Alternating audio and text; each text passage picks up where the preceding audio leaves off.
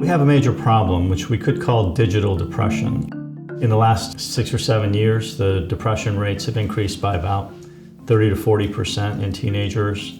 Suicide rates have gone up 30% among boys, and they've literally doubled, 100% increase in teenage girls.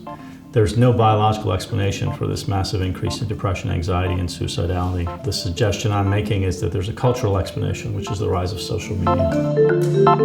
The average teenager spends about 7 hours a day on their smartphone. In general, social media is not passive anymore. It's very interactive. So, you're texting with friends and you're sending pictures. So there is someone else on the other end. That can be good and that can be bad. If it's a positive relationship, you might feel better. If it's a negative relationship, though, it could make you feel a lot worse. So, for instance, people talk about the fear of missing out experience, especially with Snapchat, Instagram, where people are in real time talking about where they are. And so with teenagers, young adults, the low self-esteem arises from not being invited to a party or not being invited to a certain group to go out.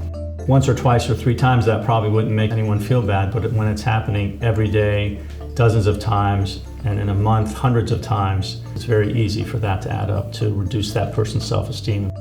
As a culture, we have to realize we have a problem, and we have to figure out how to fix it. We basically need to get children to wait, just like they've waited to drive, they wait to drink, they need to wait to responsibly use social media. I would recommend not giving smartphones to children at all, not giving it to children until they get into the adolescent years, maybe age 13, 14. And then if teenagers have anxiety and depression, I think we should take away their social media, just like you would stop it if they had an alcohol problem or a drug problem. It's really changed childhood and adolescence and personal experiences for the next generation.